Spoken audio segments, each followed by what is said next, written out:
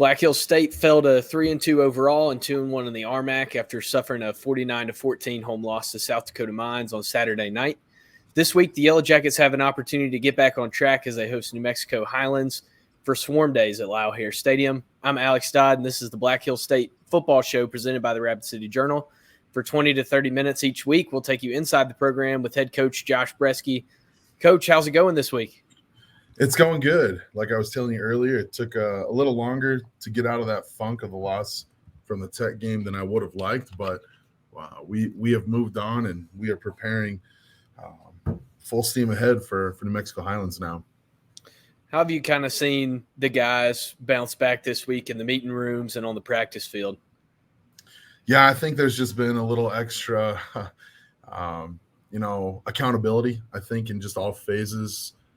They are looking for things, I think, to call out in each other's game, whether that be in the weight room, meeting rooms, certainly at practice, all those different little things that we do throughout the week that I've really gotten them to understand that those are the things that are going to help you win football games is attacking your process and making sure you're doing everything that you can Sunday through Friday. And absolutely crushing your preparation and your process so that you're confident on Saturdays. And truth be told, we just did not do those things very well in the previous week. And I can talk a little bit more about that as we get going here, Alex. How do you as you guys look through the film and walk through this again, was there anything else that stood out to you on the tape other than what you saw on the field Saturday? And how did that kind of help you make adjustments in practice and in your routine this week? Yeah, I think the thing that stuck out to me the most, at least within the lines, was and the white lines of the football field, that is, was the offense and defensive lines. We played well at times, but I think that we played a little lazy at times. I think our effort wasn't there. I think that we lost a little bit of our confidence in the trenches. And hats off to South Dakota Mines. They beat us up in the trenches. I thought their defensive line played out of their minds. They played very, very tough. I thought their offensive linemen played probably one of their best games. Their effort was wonderful. I think it deserves credit, deserves recognition. They missed very few blocks. They were going to the right people all the time. And, that's what we need to expect from our opponent. I feel at times, as a football team that we're hoping for a bad snap, right? We're hoping for a busted coverage. And it's like good teams like South Dakota Mines are not going to do those things. And, even if they had in the past, they certainly didn't do it this past Saturday night. And so we lost a little bit of our mojo, I think, in that week because we allowed our confidence from a 3-game win streak to sour into arrogance. And you and I talked about that a little bit after the game. And, I haven't been coaching quite as long as maybe some of the other head coaches in our league. But dang, I feel like I've got a really good sense for feeling those things coming. And I certainly felt that coming. And I addressed that all week, that confidence won't cover up mistakes. Confidence does not take the place of preparation. And we kind of limped through our preparation last week. And I was really disappointed to see even our starters and some of our more veteran guys not do the things that they normally do to get prepared for a huge Tech game, primarily because I think they were feeling themselves. And so hopefully this could be a huge reminder to them that you can't play on swag alone. You can't play on confidence alone. And, I know these things. My coaches know these things. And and hopefully my team is learning these things and we don't make another mistake like that again this year. Obviously, you never want to have a game go the way that it did, but how do you feel like a game like this early in the year could serve you down the road and maybe be, kind of a wake-up call to those things that you're talking about that, confidence, there's a difference between confidence and arrogance. How do you feel like this can serve your team early in the year? Yeah, I'd rather be fixing this problem now than be fixing it later in the season. And, definitely I'm always a forward thinker. And, where my mind frame was what a poor example that we showed our young guys who were on that sideline. What a poor example we showed them in that week of practice. We're working hard to change the complete direction of our program. And that doesn't just mean the success of this season. that means the success of all future seasons and elevating the program as a whole. And I don't think that our older guys quite understood the impression, the impact that they could have in having one really bad week, and the impression that'll have on our young guys.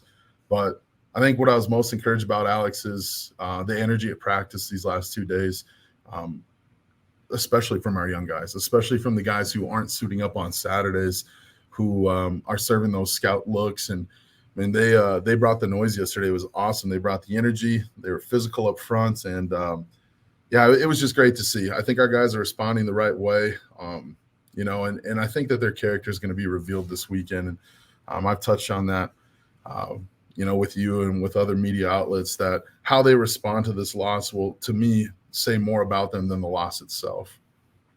I know a lot of people talk about senior leadership and what it means to have veterans on a squad, but how much does it mean to have freshmen that are out pushing your older guys in practice after a week like this? And, how good is it to have that balance in the program where you have up and coming young guys who are still competing after the starting roles have kind of been put on the depth chart at the beginning of the year that are pushing those guys after a game like that? Yeah, it's extremely encouraging. And I'm taking a lot of I think we're all taking a lot of pride in that our young guys aren't going to be deterred by a loss that our older guys suffered and that we suffered as a team. Everything that we do, we don't single out people. We don't single out groups. We'll be honest and say what needs to be said, but we win and we lose as a football team. And I think that those young guys suffered that loss as well, and that they kind of looked at, well, what control do we have? What control do we have in an outcome of a game that we don't get to play on or play within? And I think they realized, man, we have a huge impact on the game, on how we practice, Monday through Friday, how we give a look, what our effort looks like. The main thing that stuck out to me in the game, and we had this conversation with our offensive line, giving up a handful of sacks each game. We're on pace to give up quite a few sacks. And I don't feel like it's a people problem. It's certainly just it's a mental problem. It's a technique issue that I think we can get fixed very, very quickly and very easily. But our scout defensive line was absolutely coming after us yesterday. And if we gave up a pressure, we reran that play, and putting a lot of pressure on our offensive line. And that's a position group with most teams that never rotates, or typically doesn't rotate. So those guys have a huge responsibility, to manage their fatigue, to manage their mental throughout the game, to take hopefully 85 snaps. I know this last weekend, I think we only took 56 snaps of offense. And it's like, man, nobody should have been that tired. We should have been dominating. But, I think it's not just that group. It's indicative of what we need to do as a football team in all of our groups. We need to strain.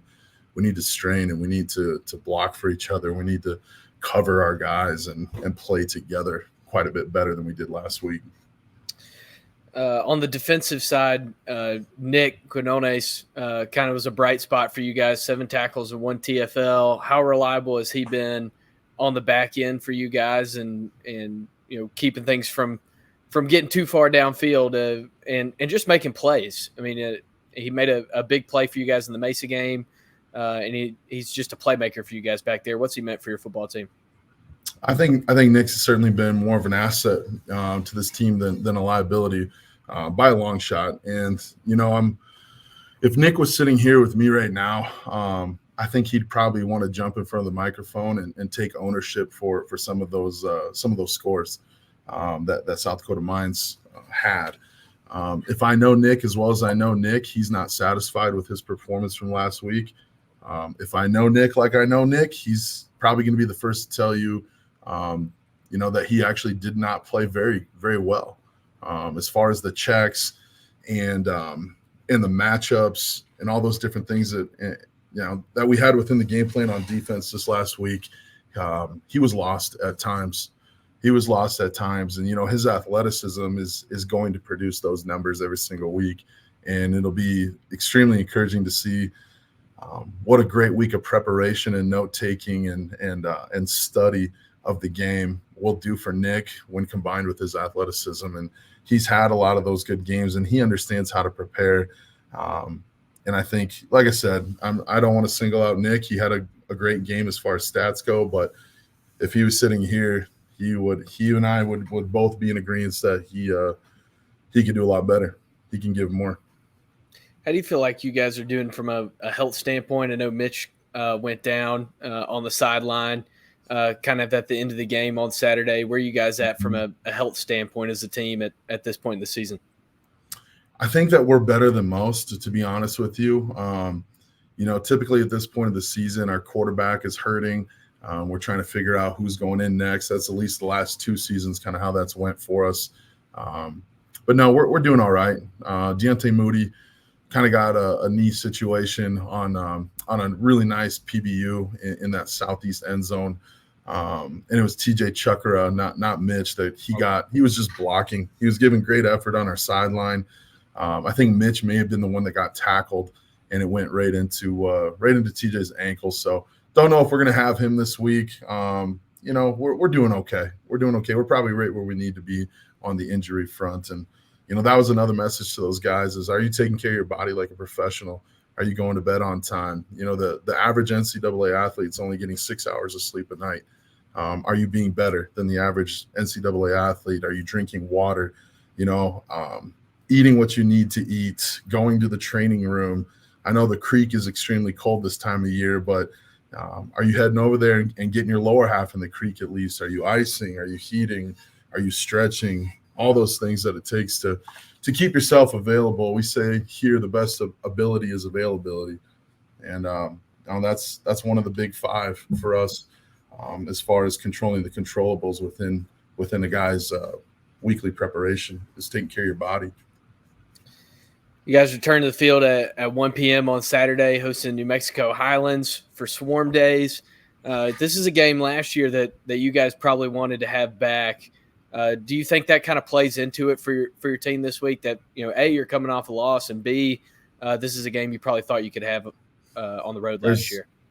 Yeah, and you said it, man. It's crazy. The reason we lost the game to Highlands last year down there was the same reason we fell to South Dakota Mines this past week. And again, I want to make sure that I give tons of credit to the South Dakota Mines football team. The Hard Rockers played a great game. They executed, but the mental state of our football team going into that game certainly, I think, lent a hand in that loss. And it was the exact same thing we did in week 6 last year with a 5-0 start, heading down to Las Vegas, New Mexico to go play Highlands. We were pompous. Our warm-ups stunk.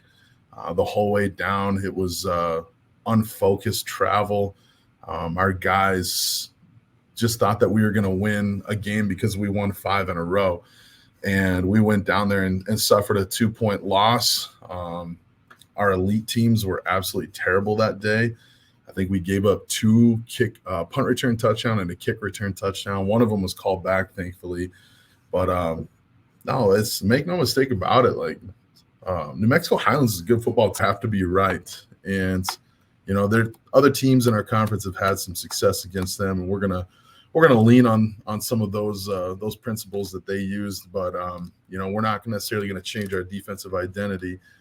But we have to be able to knock down their option offense. They run a really, really quick, fast-paced, load and speed option offense, and that's new, for them. It's new for our conference, and we got to make sure that we don't have another unfocused week where we can't handle checks and motions the way we did this past week. So, and we can't have a repeat. And I'm getting tired of relearning this lesson each year. That momentum and swagger and confidence are not the things that win you football games. It's practicing hard, it's caring, it's taking good notes, it's being focused and meeting and taking care of your body, and making sure that you practice until you can't get it wrong. And so we're doing a good job of that now. And I feel terrible that we didn't give our team the best chance and the best opportunity to win last week.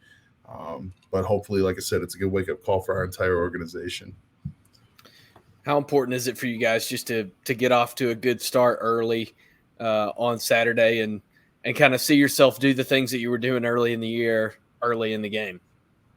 Yeah, I think the things that we were doing early in the year was having a ton of completions and running the ball really well. And, a lot of those completions for us are within our quick game. And so quick game, I think, can be very demoralizing to a defense. You're playing back, and they certainly play a ton of cover 3 in their 3-4 defense. And so offensively, we got to take advantage of those zones. We got to take advantage of those gaps and complete the ball in the quick game. And then it needs to be a great game for Nolan Susel and Cam Goods. We have to highlight those guys. They're 2 of the best players on our team. Our offensive line, I think we have a really good run game plan this week, and our offensive line's ready to go out and prove to this team, really, to their teammates, that we can be a strength of this football team. Our offensive line can carry us and not be a liability. So it is important to get started fast. I mean, we started extremely slow this last week, and the only time we sniffed the end zone was at the start of the third quarter, and we sniffed it for a very short while. We got to get back to doing the things that we do best. And like I said, Alex, the things that we know are going to win us football games, and that's busting our butts Monday through Friday. When you look forward to this game, what do you want to see from your team on both sides of the ball? Just as positive steps to rebound from the last week. I want to see maximum effort. And if that's the only thing I see, I can live with whatever outcome takes place. We've talked about, and I've shared with my team, likening a football game to maybe a boxing match, that, you can't just close your eyes and swing as hard as you can for 10 rounds. You're going to lose that fight. So, I say that with a grain of salt. I want to see maximum effort, and I want to see our guys, swinging hard, proverbially, but at the same time, we need to take calculated punches. We need to play good defense. We need to make sure that we get our punches in early, and that we play a balanced game, that we have a balanced fight. So I think the main thing I want to see from our team, though, is, if you had to pinpoint, it would just be relentless effort. I want to see relentless effort from our team, coupled with really strong focus. And then obviously it's Swarm Days up there in Spearfish this weekend. I'm sure there's going to be a lot of alumni in town and people coming back to the area that haven't been here in a while. How good is it for the program just to have those days and to have alumni in the building and kind of participate in the tradition of the program there at Black Hill State?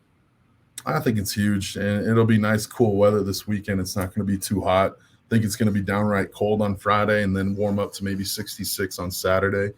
But I'm disappointed still that we couldn't put on the show that we needed to this last week with the crowd that we had, and we missed an opportunity there to give our fans in this community, in this campus, what they wanted. And I'm just hoping that they haven't lost faith in our football program. And regardless if the stands are full or empty, we're going to go out and play our very best this weekend.